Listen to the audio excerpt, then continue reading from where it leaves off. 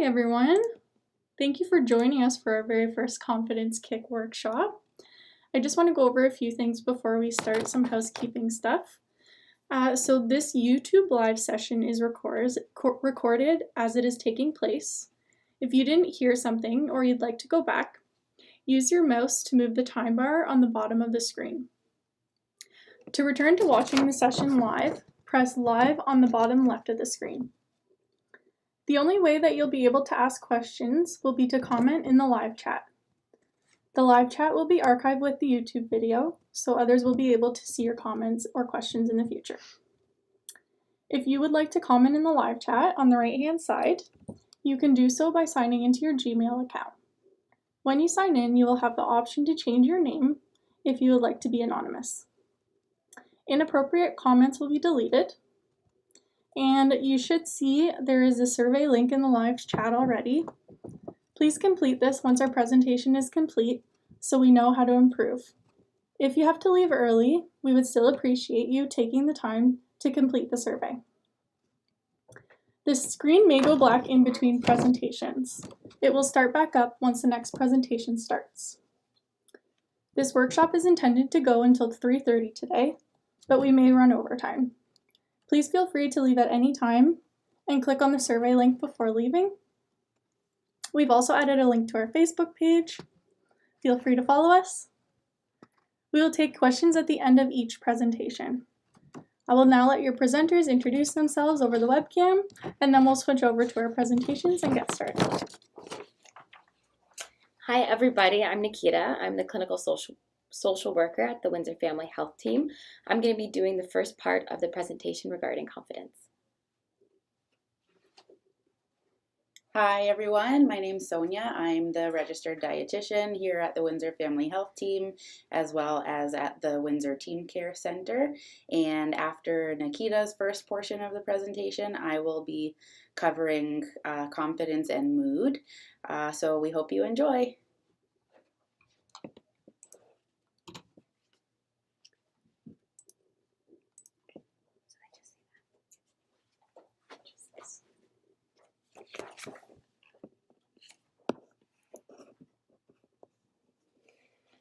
Okay everyone, so today we'll be talking about confidence and self-esteem. Just to kind of review some of the things that we will be discussing today, first we'll look at the difference between confidence and self-esteem and kind of assessing if they are the same or not. Then we're going to take a closer look at self-esteem, causes, how it develops, and how it impacts you. Then we're going to move to self-talk, positive and negative self-talk, looking at unhelpful thinking styles, and then how to start to work to challenge that self-talk through acknowledging strengths and looking at your different unhelpful thinking styles. And then lastly, we're going to connect about boundaries and assertive communication styles. So looking at some ways to develop healthy boundaries and also looking at the Bill of Assertive Rights. Okay. So let's begin by looking at the difference between confidence and self-esteem. So confidence is a belief in oneself, the conviction that one has the ability to meet one's life's challenges and to succeed, and the willingness to act accordingly. Being that confidence requires a realistic sense of one's capabilities and feeling secure in that knowledge. Projecting confidence helps gain credibility, make a strong first impression, deal with pressures, and tackle personal and professional challenges. So on the other side, we have self-esteem here. This is your overall opinion of yourself. So how you feel about your abilities and limitations. When you have healthy self-esteem, you feel good about yourself and see yourself as deserving of respect of others. When you have low self-esteem, you put little value on the opinions of yourself and your ideas. You might constantly worry that you aren't good enough. So self-esteem tends to fluctuate over time, depending on your circumstances. It's normal to go through times where you feel down about yourself and times where you feel good about yourself. Generally, however, self-esteem stays in a range that typically reflects how you feel about yourself overall. So why the confusion between the two? So gaining self-confidence in any particular area is going to lead to feeling good about yourself in that one area. However, improving self-esteem involves working on self-acceptance and self-love as opposed to try to constantly fix yourself. So this workshop is really going to aim to improve your overall opinion on yourself and thus foster and increase self-esteem. So how a person feels about themselves is usually a result of their experiences and how they deal with situations. Some causes of low self-esteem may include parenting style. In many cases, and particularly when we're young, our feelings about ourselves are heavily influenced by how others feel about and treat us, especially our parents or guardians. Second is bullying. Just as the way we're treated by our parents or guardians, we can be greatly influenced by the way that our peers have treated us along the years. Being part of a social group that brings you down by not respecting you or valuing your thoughts or feelings, all of this can cause you to feel like something's wrong with you, which is very damaging to how you see yourself. Next is trauma. So any form of abuse often causes feelings of shame and even guilt. A person may feel that he or she did something to deserve that abuse, or that they were not worthy of the respect or love of the abuser. So this influences a reduced sense of safety and a natural consequence that is more frequent of feeling intense feelings of vulnerability, which definitely can influence self-esteem. Body image. So men and women are affected by body image messages. Low self-worth can be associated with weight and body composition and struggling with the desire to have a particular appearance and not feeling like they're meeting the standard. Lastly, we have past choices. So sometimes we get locked into a certain pattern of decision-making and ways of behaving. So perhaps in the past, maybe you weren't a very good friend at certain points in your life, or maybe you didn't apply yourself in school, or you feel like you participated in risky behaviors such as drug use. You may look at these past experiences and begin to dislike yourself for those choices and believe that they are unchangeable moving forward. So these choices and the ones you make going forward continue to reinforce the way in which you view yourself. So how does this low self-esteem develop? So we've already discussed that negative early life experiences typically plays a role. So what tends to happen is these early life experiences create negative beliefs about yourself, which lead us to have unhelpful rules and assumptions, which create unhelpful behaviors and continue the cycle by then fueling your negative beliefs. So to give some examples, let's say in your early experiences, you're a child who's constantly punished. In this situation, you might take on some negative beliefs that include feeling that I am bad or I am worthless, which can lead to unhelpful rules such as I must please others, or assumptions that say people will only like me if I do things perfectly. So these rules and assumptions will create people-pleasing behaviors, putting others as more important than yourself, and then continuously fueling beliefs. So low self-esteem is naturally going to have an impact on different areas of your life, which include frequent self-criticism, ignoring the positive qualities you have, negative emotions about yourself and your environment, an impact on your work or studies, issues within your relationships, a lack of enjoyable activities that you participate in, and a lack of self-care. So now we're going to take a look at what self-talk is. So self-talk is your internal dialogue. This inner voice reflects conscious and unconscious thoughts, which reveal your thoughts, beliefs, questions, and ideas that you have. Your self-talk can be both positive and negative, and it provides a way for your brain to interpret and process your daily experiences. It can be encouraging, and it can also be distressing, which influences your emotions and your moods. The internal dialogue that you do have can also influence how you feel about yourself and respond to the events that are occurring in your life. So therefore, that self-talk dialogue definitely plays a big role in one's self-esteem. So let's look at the differences between the positive and negative types of self-talk. So positive self-talk, of course, is more likely to make you feel good about yourself and the things that you have going on in your life. It can be upbeat and self-validating. It can boost your mood and productivity. Positive self-talk is an effective stress management tool as well because it provides mental skills that allow people to solve problems and be more efficient at coping with challenges. So this tends to reduce the harmful effects of stress and anxiety. Positive self-talk also helps build better relationships due to higher levels of cooperation. So people who utilize positive self-talk typically are also likely to pick up on positive traits of others around them. All of these things create greater life satisfaction overall. So now to negative self-talk. So the problem with negative self-talk is that it typically does not reflect reality, meaning that it's often inaccurate, exaggerated, or self-defeating. It can convince people that we are not good enough and that they can never get better, which limits their ability to believe in themselves and makes them feel poorly about the things in their life. So overwhelmed by negativity, people can experience decreased motivation and feelings of helplessness, which can lead to maintaining or development of mental health concerns such as anxiety or depression. So often there's a pattern to our negative self-talk and the thoughts that we participate in, and we call these unhelpful thinking styles. So this video I'm going to play is going to actually explain different types of unhelpful thinking styles that you might participate in that fuels your negative self-talk. So as you watch this video, it's going to go through 10 different types of unhelpful thinking styles, and I'd really like for you to take the opportunity to reflect on the unhelpful thinking styles that you participate in. You might find that some might stand out to you more than others. So let's go ahead and start this video.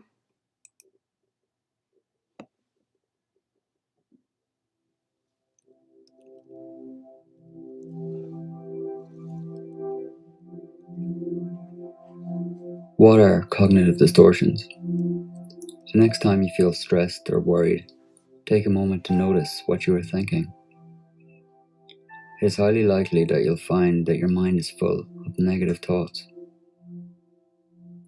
There's a very strong correlation between what we think and what we feel.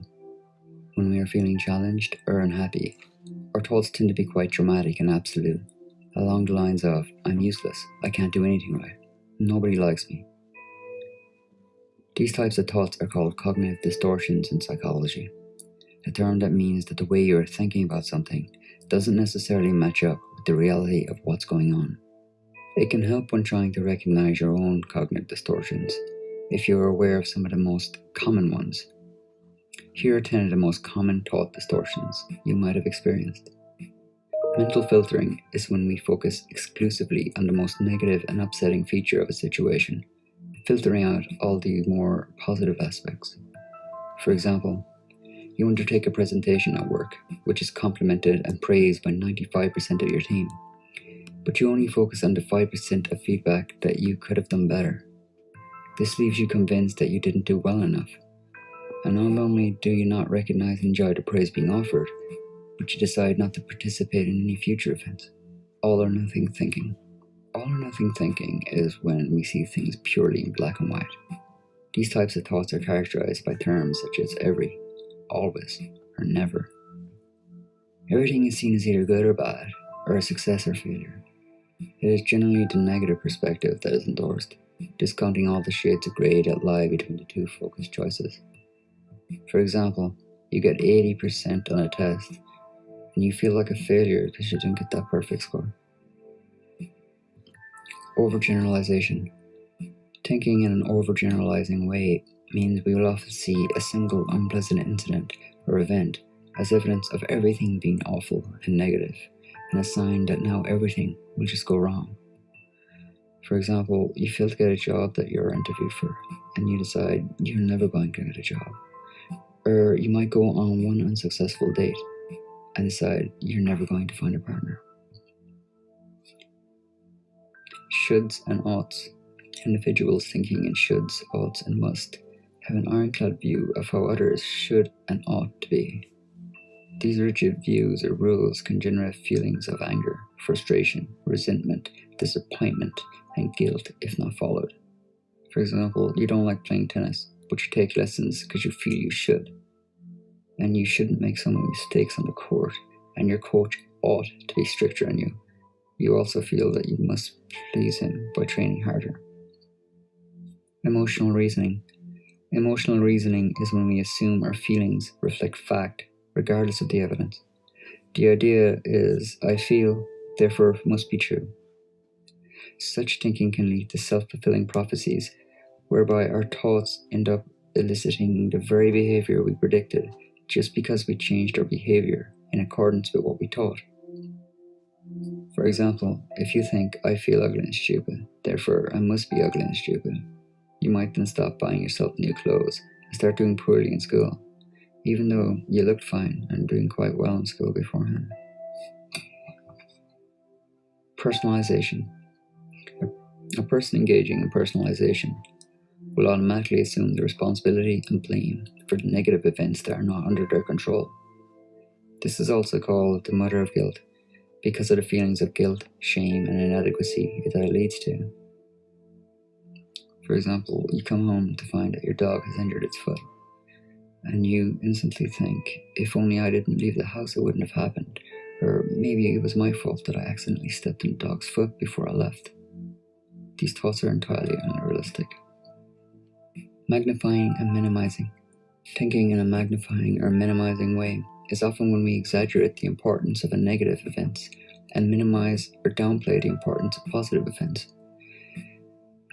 In depressed individuals, it is often the positive characteristics of other people that are exaggerated and the negatives that are understated. When we think catastrophically, we are unable to see any other outcome except the worst one, however unlikely this result might turn out. For example, you send out the wrong letter to a client at work, and it turns into, I will now lose my job, and I won't be able to pay the bills, and I'll lose my house. Disqualifying the positive. Disqualifying the positive is where we continually discount and dismiss the positive experiences we encounter by deciding they're unimportant or they just don't count. For example, a friend compliments you on some work that you've done, but you just think they're being nice or that they're trying to get something out of you. Labeling.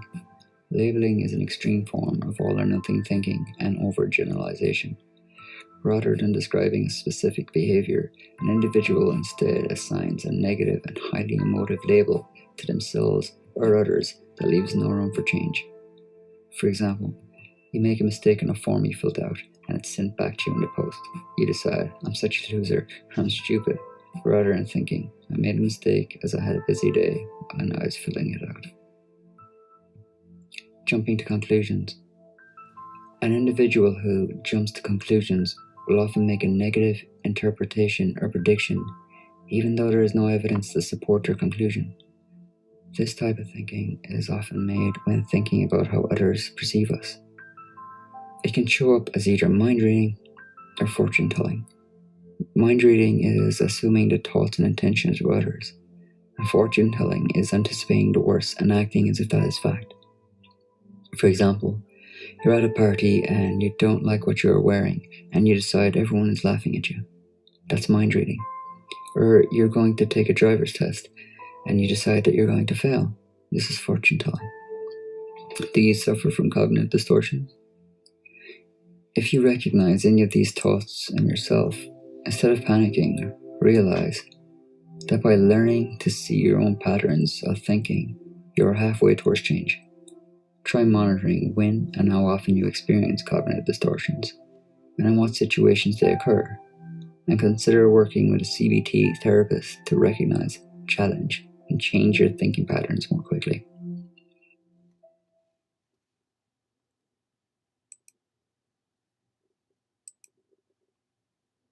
Okay, so after watching that video, you might be asking, how do we move forward from here if you started to identify what some of those unhelpful patterns are?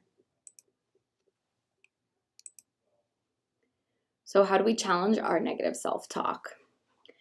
So disrupting the negative self-talk means challenging it. So doing this enables you to feel better and to respond to situations in more helpful ways. Learning to do this might take some time and practice, but it's worth the effort. Once you start looking at it, you'll probably be surprised by how much you start seeing you're inaccurate, exaggerated, or focused on the negatives of the situation. So whenever you find yourself feeling depressed, angry, anxious, or upset, use these emotions as your signal to stop and become aware of what thoughts might be going on, and even identify your unhelpful thinking patterns. So your feelings really act as a cue to identify that you need to start looking at the thoughts. You can start by following one simple rule. Don't say anything to yourself that you wouldn't say to somebody else. Be gentle and encouraging with yourself. So if a negative thought comes to your mind, evaluate it rationally and respond with a new perspective by asking yourself some challenging questions. So for example, you just finished a presentation and can identify that you are feeling disappointed, anxious, and anger. So you start to notice the feelings, and then you start to listen to the thoughts, and you might begin to see that you hear in your head, "What an idiot, I really screwed up that presentation, they're going to fire me." So to prompt a new perspective, we need to figure out what unhelpful thinking styles we're using, and then ask ourselves challenging questions that might help us prompt a new perspective. So with this, we might ask ourselves, am I labeling myself harshly? Am I looking at this situation as all good or bad? How truthful or accurate is this thought that I'm having? And is it being fueled by my emotions? So by looking at some of these questions, we might be able to identify that we are labeling ourselves using all or nothing thinking and catastrophizing. So we are magnifying what's going on here. So now to prompt a new perspective, you might begin to challenge that thinking and identify that towards the end of the presentation, I became more confident. And then maybe say, I can prepare and rehearse more for next time, and identify that I've done good work in other areas of my job. So these thoughts tend to be much more helpful in supporting you in moving forward rather than the original thought. So get started. You need to start by listening and learning. Because you're not used to listening to this dialogue, I would encourage that you spend a few days listening to what's going on. Is the way that you're talking to yourself kind? Is it critical? Would you ever speak to a loved one that way? And are there any themes present? And write these things down. So the more that you're able to identify and write down, you kind of start to create an outline for different things that you experience in your mind. And that way you can work on actually challenging them. So asking questions that help poke holes in some of the thoughts. So am I coming to a conclusion based on my feelings rather than the facts? Am I assuming others have specific beliefs or feel a certain way? Am I guessing how they're going to be reacting? Am I labeling myself? Can I hear myself using words like stupid or worthless? Am I viewing one incident as either all good or bad, without considering that the reality is that things are rarely black or white? What advice would I give someone in this situation? And what would maybe even a best friend say to me? Is my reaction proportionate to the event? What facts do I have that my thoughts are not all true? And how likely will my fear come true? If it does, will it matter in a week? How about a month? And if I really look at this situation, what do I think is actually most likely to happen? If I were to ask you to list some positive qualities about yourself, how would you respond? If you suffer from low self-esteem, you might struggle to bring things to mind. Other people might not have trouble recalling positive qualities, but they still might feel uncomfortable thinking about, talking about, or even writing positive qualities about themselves down. Many might consider it to be conceited or arrogant or even stuck up to think about these things. But in order to promote a balanced evaluation of yourself, it is absolutely okay to notice and acknowledge your positive aspects and to behave like someone who has positive qualities and is deserving of happiness and fun. So many people who suffer from low self-esteem have a tendency to only pay attention to the things which confirm their negative views of themselves.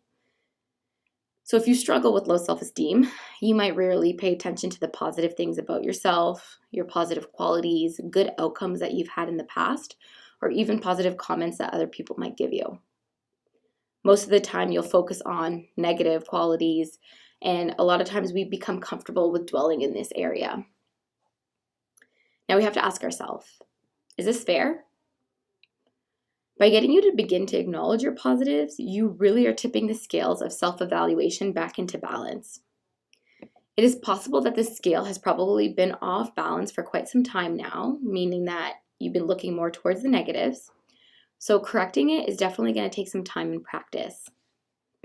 It's even encouraged that while you're doing this self-esteem work, that you carve out specific time in your day to take a few minutes to reflect. You can ask yourself, what was something that I did well today? What did I accomplish? What positive characteristics of mine were displayed today? Many clients that I have often discuss that they will participate in some of these activities we're discussing today and feel that they don't actually believe the positive qualities that they're highlighting.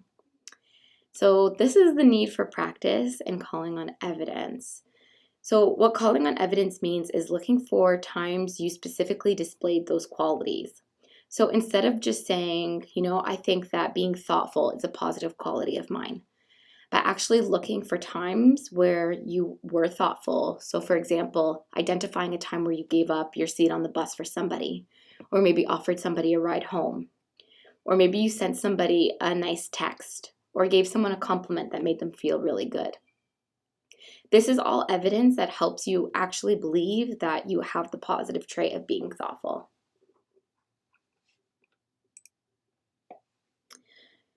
So if getting started is difficult for you, I would suggest that you use online supports to help you. So Googling positive traits or characteristics and seeing a list to help you get started in identifying ones that you connect to, and then from there working to find evidence that supports that.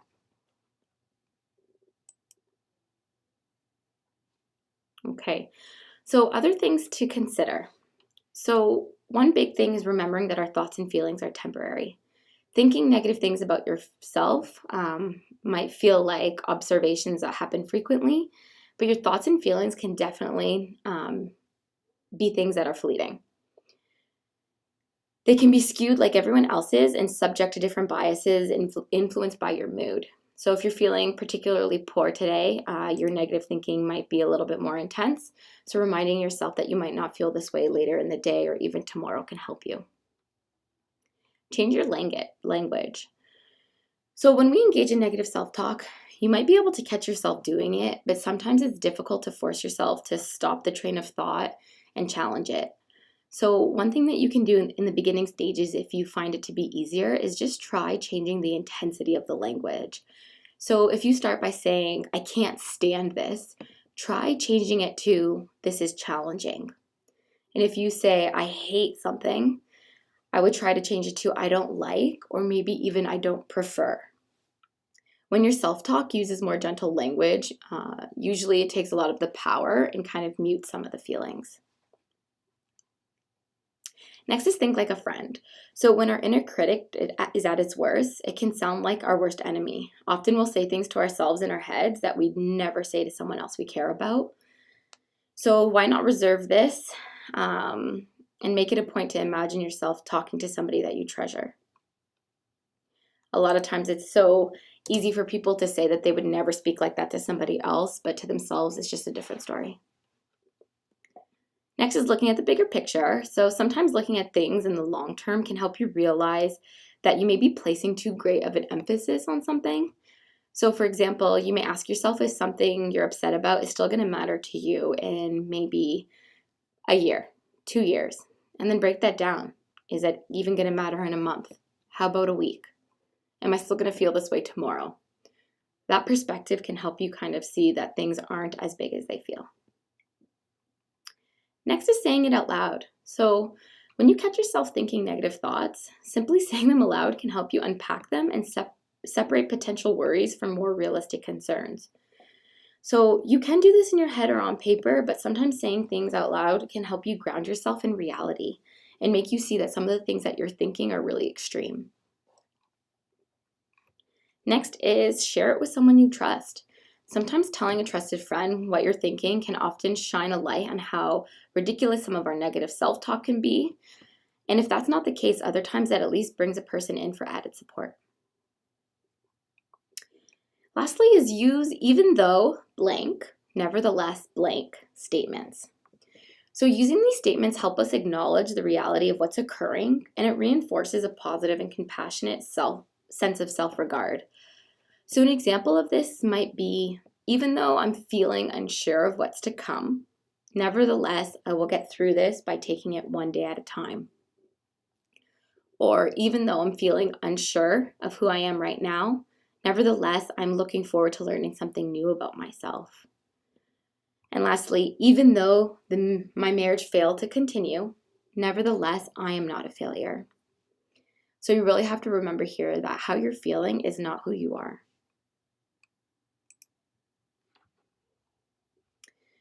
So boundaries. Boundaries are a measure of self-esteem. When you learn how to set boundaries and keep them, you know your value. You learn how to improve your self-esteem and build your sense of self. So setting clear personal boundaries is a key to ensuring that your relationships are mutually respectful and supportive. Weak boundaries leave you being vulnerable and likely to be taken for granted by others. A healthy self-respect will produce boundaries which show you deserve to be treated well. And simply put, having healthy personal boundaries helps you communicate to those around you that you value your emotional and mental well-being, and that you respect both your own and other people's time, and that you're not willing to compromise your values for the sake of others. So here's some tips on how to establish your own healthy boundaries. First off, you have to know your limits. Before becoming involved in a situation, know what's acceptable to you and what is not. And the more specific you are, the less likely you are to being pulled into the trap of giving just a little bit more each time, which usually results in your boundaries being crossed. Know your values. So every person's limits are different, and often they're determined by your values. So for example, if you value family above everything else, this might lead you to be stricter in limiting how much you stay at work late and you're away from your family. You have to know what's most important to you and then work to protect it. Listening to your emotions. So if you notice you're feeling discomfort or resentment, you don't want to bury them. Try to understand what you're feeling and use that to kind of lead you forward. So for example, resentment. It can often be traced back to feeling that you're being taken advantage of. So being able to identify this emotion can lead you to express what you're feeling and help you manage the impact of it. Have self-respect. So if you always give in to others, ask if you are showing as much respect to yourself as you do show others. So boundaries that are too open might be misguided attempts to be liked. You can evaluate this is happening for yourself by asking yourself, am I putting others' needs above my own? Having respect for others. So be sure that your actions are not self-serving at the expense of other people. Our interactions should not be about winning or taking as much as possible. Instead, we want to consider being fair to everyone. You might feel like you've won something, but a lot of times it comes at the cost of a relationship's health. Be assertive. So when you know it's time to set a boundary, you can't be shy. You have to be able to say no respectfully, but clearly. If you can make a compromise while still respecting your own boundaries, try it. This is a good way to soften the no while showing respect to everyone involved. So for example, you might say to someone, no, I am unable to give you a ride today, but maybe we can plan another time in the future that I can help you out. So there, your boundaries still being set, but you're still willing to help somebody in their time of need as well. Lastly is consider the long view. So some days you will give more than you take. Other days you're going to take more than you give. But be willing to take a larger view of your relationships and see them when they're appropriate. So if you can identify that you're always the one who's giving or you're always the one taking, this would indicate that there's a problem and better boundaries need to be in place. So remind yourself that you can always say no and you have that right. When doing so, express yourself clearly and without ambiguity so there is no doubt that what you want is present. So some ways you can do this and communicate those boundaries include telling somebody, I'm not comfortable with this. Please don't do that. Not at this time. That is not acceptable. And maybe even that doesn't work for me. So next is assertiveness. So being assertive involves expressing your thoughts and feelings and needs while respecting the person that you are talking to. It also means recognizing that the other people have the right to express the same things. So communicating assertively can help one feel understood, increase confidence, and decrease conflict. The following rights highlight the freedoms you have to stand up for yourself and be clear about your position. So being assertive helps you communicate your boundaries. So this is the Bill of Assertive Rights. Basically, we're just going to read through these. So first off, you have the right to judge your own behavior, thoughts, and emotions, and to take responsibility for their initiation and consequences upon yourself. You have the right to offer no reasons or justify your behavior. So people don't have the right to manipulate you or to put you on the defense if you do not choose to explain your behavior. You have the right to judge when you are responsible for finding solutions to other people's problems. You have the right to change your mind. You have the right to make mistakes and be responsible for yourself. You have to remember that your errors are simply errors. They can be admitted and forgotten without feeling guilty. You have the right to say, I don't know. You do not need to have the answers all the time. You have the right to be independent of the goodwill of others before coping with them. So this means is you don't need to have the approval of everyone all the time to maintain relationships with them. You have the right to be illogical in making decisions. You have the right to say, I don't understand. People try to often get you to change your behavior by invoking reasons without directly telling you what their feelings are. So having the right to say, I don't understand and request further explanation is also in your rights. You have the right to say, I don't care. You don't need to want to strive to be perfect in all things at all times just because others might think you should. You have the right to have needs and to have those needs be as important as other people's. You have the right to take time, the time you need to respond. You have the right to have feelings and to express those feelings appropriately. You have the right to say no without feeling guilty for it. And lastly, you have the right to feel good about yourself, your actions, and your life.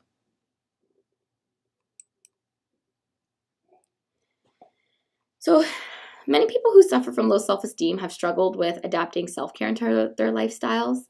When you don't prioritize taking time for things that make you feel mentally and physically well, you can deplete your self-worth. So self-care is important in maintaining a healthy relationship with yourself and others. It produces positive feelings, which build self-love and esteem. So just to kind of explain, basically self-care is the practice of being kind and compassionate to yourself with the goal of improving your emotional, mental, and physical well-being. So we're going to quickly go through some ways to practice this. So nourishing yourself. Plan meals that you enjoy and that make you feel energized. And shortly after this, Sonia is going to talk a little bit more in detail about this. Next is be creative. Make art, daydream, write a short story, or build something. Get social. So calling a friend that you haven't seen in a while or making lunch plans with a family member. Pamper yourself. Maybe take a warm bath, style a hair, put on your favorite outfit. Move your body. So doing some walking, yoga, stretching, any form of exercise is a good way to care for your body. And then lastly, make time to rest. So you want to make sure that sleep is a priority, even practicing meditation, sitting, watching a favorite film, or journaling positive thoughts and feelings, and maybe even identifying things that you're grateful for. All of these different areas are different ways that we can take care of ourselves. So that's the conclusion of my presentation. Thank you all so much for listening. Now we're going to move on to Sonia presenting.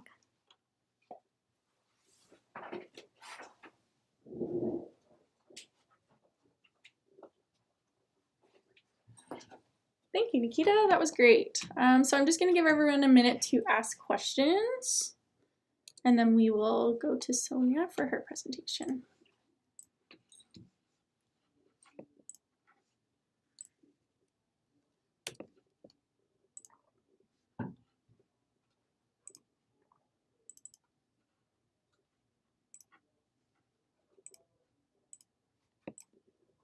No questions? Okay, now for Sonia's presentation.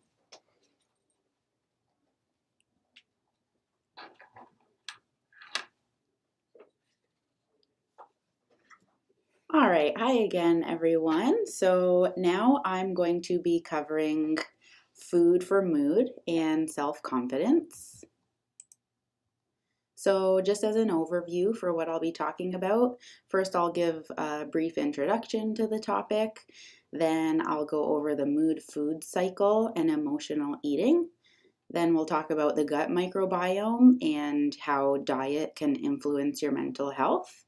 And then lastly, I'll go over 5 foods to improve your mood. So how can diet help with self-confidence? Among the many reasons why someone might have low self-confidence, body image and our relationship with food is a common reason. Poor body image can also have an effect on your confidence in other areas, which makes it even more important to be sure you're fueling your body with the right nutrients and developing a healthy relationship with food. A balanced diet, so including a variety of foods, which ultimately will provide a variety of healthy nutrients from those foods, can help boost your mood and can help improve self-confidence. And we'll discuss these specific nutrients and examples of those foods a little later on in the presentation. So just as an introduction to the topic here, I want you to kind of think of your body like a car. So when we're thinking of why it's important to choose certain foods over others, it's helpful to try and think of it in this sense, because both cars and our bodies need a variety of things to work efficiently. So similar to how you would take care of your car and give it fuel and give it that regular maintenance, we should also be focusing on giving our bodies that fuel and that maintenance to make sure that it's functioning properly and that we're ultimately feeling good in the process. So cars use gas as their fuel source, and our bodies use carbohydrates for fuel. There's also a further breakdown there. So regular gas versus premium gas putting in your car would be similar to how there are refined grains versus whole grains as carbohydrate sources. There are different qualities of carbohydrate, and it's better for our bodies if we're choosing the healthier sources more often as that fuel source. Similar to oil in a car and how it lubricates and cleans your engine, fats, and especially healthy fats in our diet, can help with fighting inflammation, lowering cholesterol levels, and lubricating your joints. Rust proofing, that can help to keep your car free of rust damage and looking newer, which would be similar to the function of antioxidants from our diet, because antioxidants can help protect your cells against something called free radicals, which are molecules that can cause cell aging, cancer, and other diseases. Lastly on the list here, we have tire rotations, also part of regular maintenance for a car. Tire rotations help balance the handling and even out the wear and tear on your car's tires. And that would be similar to how physical activity for our bodies can help strengthen our muscles and joints, help prevent wear and tear on your body, and to prevent conditions like arthritis that make it difficult to move parts of your body. So hopefully these examples gave you a better understanding of how the foods and the nutrients we consume do matter on a regular basis and how they can improve our overall health and well-being in the long run. So similar to how you would take care of your car or your house or any of your belongings, you should also be focusing on paying attention to nourishing and taking care of your body in that same way, because that ultimately can affect your mental health, your mood, and your confidence levels. So a common occurrence that's related to our diets and low confidence and poor body image is the mood food cycle. The first part of the cycle, which is on the top left corner there, is kind of the beginning stage of the cycle. So during a time of stress, we can often turn to food for comfort from negative emotions. So like when we feel sad or lonely or bored, or even from a specific event like an argument with a loved one or financial pressures, or even a repeated stress. So like daily obligations or tasks, these can all be common causes of emotional eating. The next part of this cycle here is the part where those stresses lead to eating too much. And it's often too much of high calorie or high sugar or high fat foods. So essentially, convenience foods are a common culprit here. They have low nutrient density, which means that for the amount of energy or calories that they're providing, there's not a good amount of nutrition there. So high calorie and low nutrient or vitamin essentially. When we eat these types of foods, we're basically eating them for that immediate pleasure sensation that they give us. And that leads to the next part of this cycle. So the third part on the bottom right, this kind of pleasure sensation from consuming those foods in the moment acts as a distraction, and it makes us feel temporarily better rather than having to deal with whatever uncomfortable or difficult situation we're facing. But that ultimately leads to the fourth part of the cycle here on the top right, where we feel bad that we've made an unhealthy decision. That leads us back to the first part of the cycle where it causes some stress. And then we turn to food again for more comfort and end up overeating again. So there are some ways that we can help to control that mood food cycle. One way is to reflect and de-stress. So reminding yourself of previous occasions and reflecting on how you felt when you fell into that cycle in the past, or how you felt if you were able to avoid that cycle before.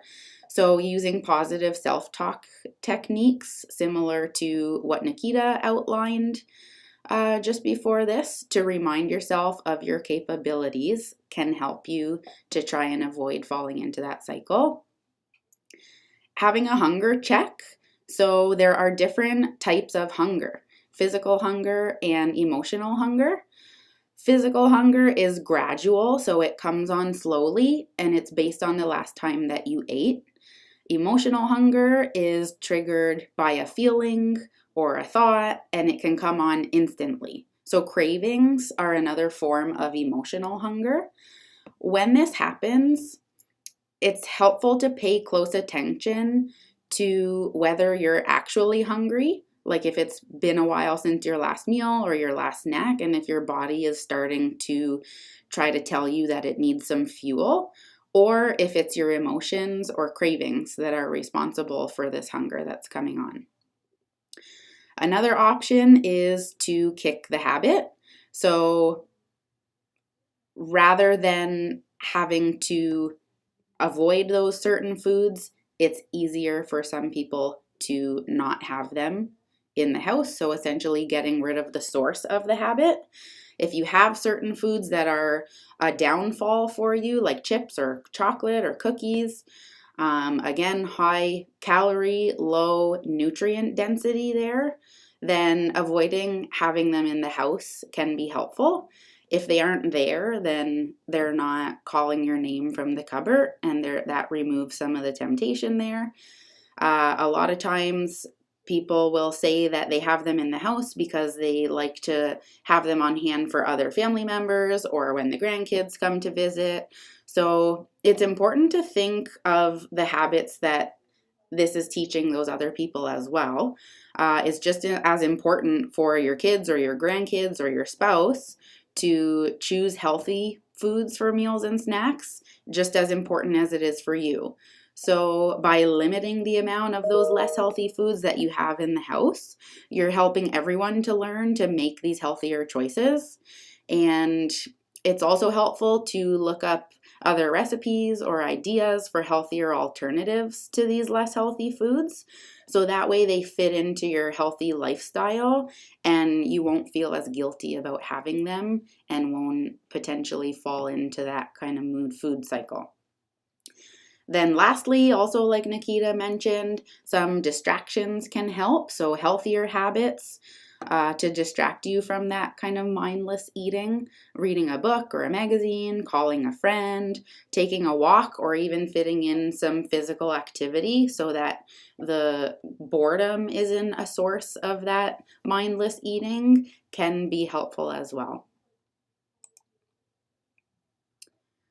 Another reason that might help you to nourish your body with healthier fuel is the effect that our diet can have on our gut microbiome, which can ultimately affect our mental health. So the gut microbiome is essentially a collection of microbes or bacteria that live in our gut. Most of these bacteria are located in our large intestine, but they can also be found in smaller amounts throughout the GI tract. And our diets can have a direct effect on the types of bacteria in our gut, meaning that the foods that we eat can affect the types of bacteria in our gut, and this can ultimately have an effect on our mental health. So studies have shown that the types of bacteria that you can have, which are based on your diet, among other things, can affect your sleep quality, anxiety and depression, and these are other reasons that we should be sure to fuel our bodies properly. Data has also suggested a link between diet quality and the gut microbiome and our susceptibility to various mental health conditions. One study that was interesting was one where the gut microbiota, so the gut bacteria from depressed humans, were transplanted by a fecal transplant into rats, and that caused depressive and anxiety-like behaviors in the rats, which suggests that our gut microbiomes have the ability to alter our minds and our mental health. Several studies have also shown links between reduced risk for depression and diets that are higher in fruits, vegetables, fish, whole grains, and olive oil. So that would be very closely related to the Mediterranean diet.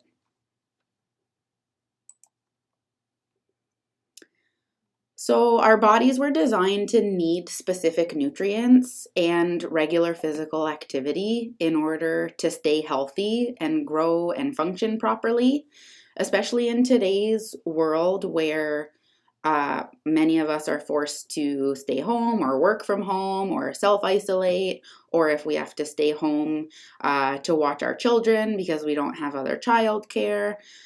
This can lead to higher sedentary lifestyles. So that could be with our children playing video games all day versus getting out and going to school or going to play outside with friends.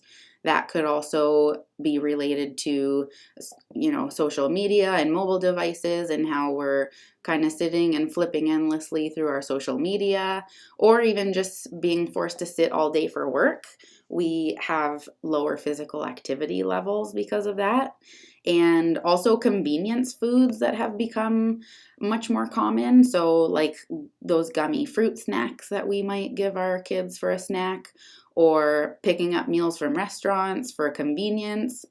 So these are all things that are being promoted, like I said, especially in this day and age, and especially at such a young age for children to be falling into this sedentary lifestyle and these convenience foods. It's becoming ingrained in them as the new norm. So the foods and the nutrients that I'll be talking about in these 5 foods to help improve your mood, they've been shown to help improve with mood. They're all healthy, guilt-free options to add or include in meals and snacks, which can ultimately improve your self-confidence and how you're feeling. So the first food on the list here is ground flaxseed. The reason why ground flax seeds can help improve your mood is because of the omega-3 fatty acids. These omega-3s can travel to our brain cells and directly affect our mood. They also have anti-inflammatory properties and can help relieve depression symptoms. It's important when you're using ground flax seeds to have them ground rather than using the whole flaxseed, because our bodies can't digest the shell of the seed. So if it's not ground, we can't access those healthy fats that are on the inside of the seed. That's why it's important to have them ground. And they have a generally mild flavor, and when they're ground, they're essentially like a powder, so they can easily be added to foods without even noticing a difference. Some examples where you can add them would be in your morning cereal or oatmeal. You can also mix them in with some recipes, so you can mix them into a chili or a pasta sauce or sprinkle them on a salad, and it won't really affect the flavor very much or the texture, but you'll be adding those healthy omega-3 fats along with a lot of other nutrients that they provide. The second food on the list here would be turkey, and the reason for that is because turkey is a rich source of tryptophan, which is an essential amino acid. So amino acids are basically the individual parts of proteins, and the reason that there are essential amino acids is because our body doesn't have the ability to make those amino acids on their own. So tryptophan is one of those amino acids that we can't make on our own using other food sources. And it's also important in the production of serotonin, which is a chemical that contributes to happiness and well-being. And studies have shown that low brain serotonin levels are associated with poor memory and depressed mood. So including turkey, for example, as a source of that tryptophan can help boost your mood. The third item on the list here is Brazil nuts. So they're not one of the most common nuts, but they are a very rich source of selenium. A 1 ounce serving, so about 6 or 8 of these nuts, will give you far more than 100% of the recommended daily needs for selenium. And studies have shown a link between low selenium levels and poor mood. So adding Brazil nuts or other foods that contain selenium can help you to feel better. Number 4 on the list is pumpkin seeds. So along with many other nuts and seeds, they're a great source of magnesium. A 1/4 cup of pumpkin seeds will give you nearly 100% of your recommended daily needs for selenium, or for magnesium, sorry. And that's also been shown to reduce levels of anxiety and improve sleep. And while we're on the topic of pumpkin, I just wanted to mention here another topic that can help in terms of mood and self-confidence. So a pumpkin spice latte, for example, especially this is the time of the year where it's common to have a drink like that, a warm fall flavored drink, but 1 medium pumpkin spice latte contains 50 grams of sugar. So that's equal to eating 2 whole Hershey's chocolate bars. And the reason this is related to our confidence is because that high of a dose of sugar can ultimately cause a crash in energy afterwards. It can cause low mood. Plus, all those added empty calories can negatively affect our health. So the added sugars in those specialty coffee drinks like the pumpkin spice latte, or even, coming off of the summer season now, the iced coffees and iced cappuccinos are very similar in that high sugar content, and they should be limited in a healthy diet to help you feel better. The last food on the list here is salmon. This is a very rich source of vitamin D, and it becomes especially important in the fall and the winter months when we're not getting that sun exposure on our skin to help our bodies produce vitamin D on its own. So vitamin D can help regulate your mood and decrease levels of depression. Salmon is also a really good source of all of the other nutrients discussed.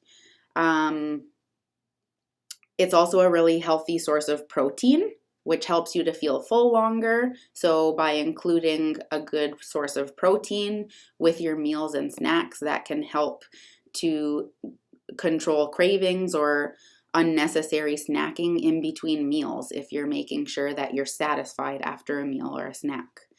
I don't typically promote specific foods as superfoods because I believe it's important to include plenty of healthy foods in order to get all of those different vitamins and nutrients into our diet.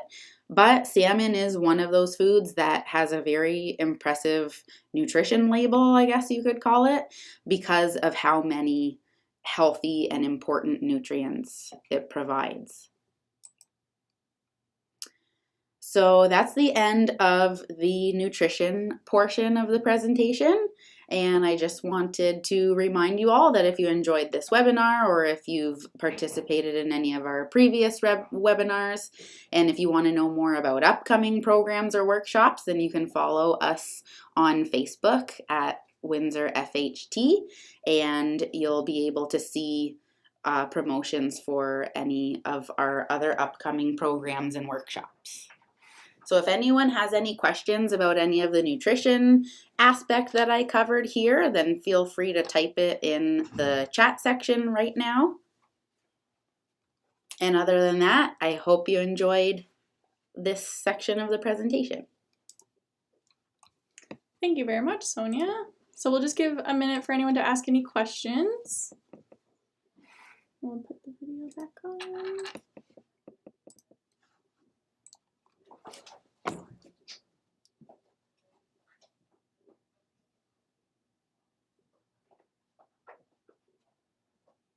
Okay, so I don't see any questions just yet. We'll give it one more minute.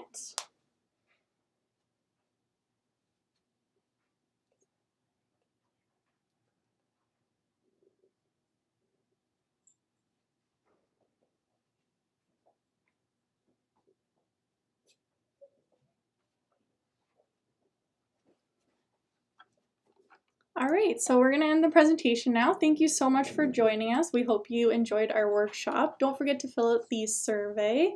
And I don't know if you guys want to say thank you. Thanks everybody for listening. Thank you. Hope Have you a good learned day. something. Take care.